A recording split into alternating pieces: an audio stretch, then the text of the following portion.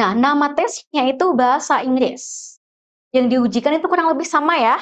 Ada structure and written expression dan reading comprehension. Nah, yang written expression, teman-teman diminta untuk mencari mencari kata yang salah. Jadi dalam sebuah kalimat, nanti teman-teman akan menebak-nebak, kira-kira yang salah yang mana ya?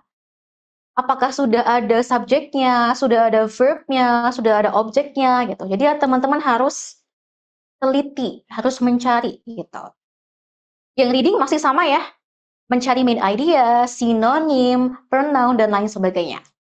Kemudian yang wawancara. Nama tesnya adalah interview bahasa Inggris. Nah, teman-teman di sini akan diujikan atau teman-teman diminta untuk mendeskripsikan siapa jadi teman-teman. Tell me about yourself. Jadi,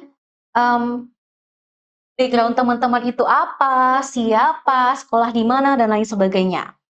Tentunya dalam bahasa Inggris. Nah, jadi untuk belajar bahasa Inggris itu bisa sedini mungkin ya, karena banyak kosakata yang harus dipelajari, belum lagi tenses, pronunciation, terus kosakata, dan lain sebagainya.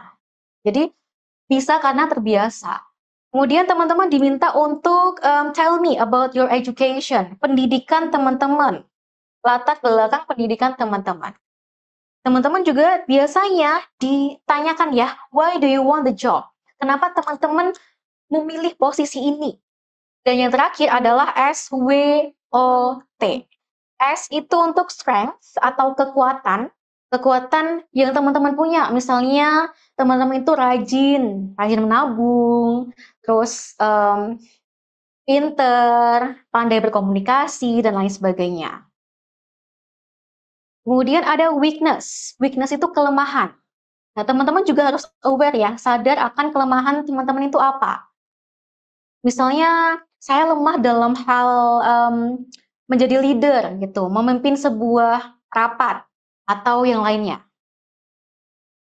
Kemudian yang O itu untuk opportunities atau peluang. Nah, peluang teman-teman itu apa? Misalnya saya ingin menjadikan perusahaan ibu bapak menjadi lebih terkenal dengan melakukan ini, itu, dan lain sebagainya. Yang terakhir adalah threat, hambatan teman-teman. Ini mirip-mirip sama weakness ya, kelemahan teman-teman. Oke, jadi keempat-empat ini teman-teman harus menjawab ya dalam bahasa Inggris.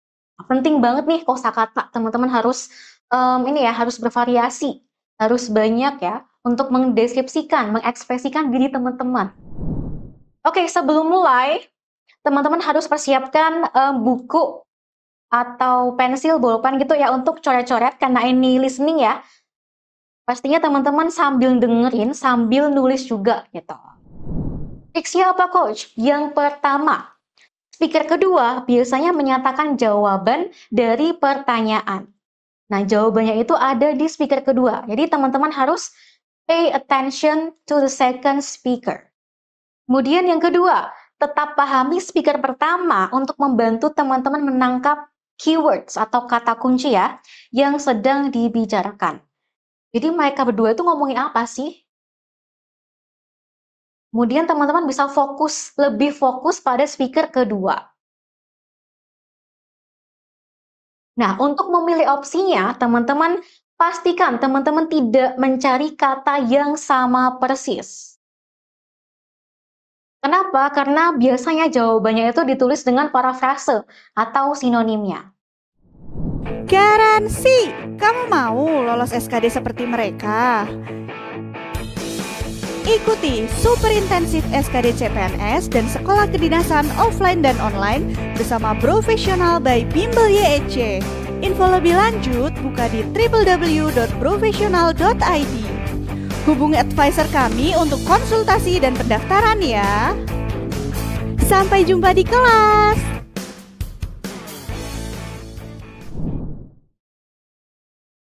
Oke, saya nyalakan audionya ya, teman-teman. Oke, 3, 2, 1. TOEFL Exercise 1. In this exercise, listen carefully to the short conversation and question in the recording, and then choose the best answer to the question. You should focus carefully on the second line. Number 1. How soon will you be leaving? I'm on my way now. What does the man mean? Oke, teman-teman bisa memilih opsi mana? A, B, C, atau D? Kira-kira apa nih jawabannya? Perhatikan speaker kedua. Pay attention to the second speaker. Di sini skripnya adalah the woman tadi bilang, how soon will you be leaving? Kemudian the man, I'm on my way now. Kata kuncinya ada di the man ini. What does the man mean? Apa maksud dari the man? Maksud dari the man di sini adalah aku lagi OTW sekarang. Kita lihat opsinya. Kita lihat opsi A, he is leaving now. Dia sedang pergi ya atau OTW. Bisa jadi ya. Kita lihat opsi yang B dulu. He has to go out of his way. Dia harus pergi dari sini. Kurang tepat ya.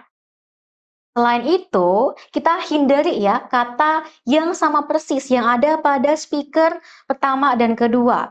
Ada kata way dan out-nya ya teman-teman. Nah, maka kita bisa eliminasi. Kalau opsi C, he will not be leaving soon. Dia nggak akan pergi segera. Berarti maksudnya adalah dia akan tetap di sini. Kurang tepat. Ada kata leaving-nya juga dan soon. Opsi D, he will do it his own way. Dia akan melakukan dengan caranya sendiri. Maksudnya apa? Ya, kurang tepat ya, tidak kan merupakan maknanya. Dan ada kata way yang sama ya kayak opsi B. Jadi kita eliminasi. Nah, I'm on my way now itu sinonimnya adalah leaving. Dia pergi saat ini. Dia OTW gitu.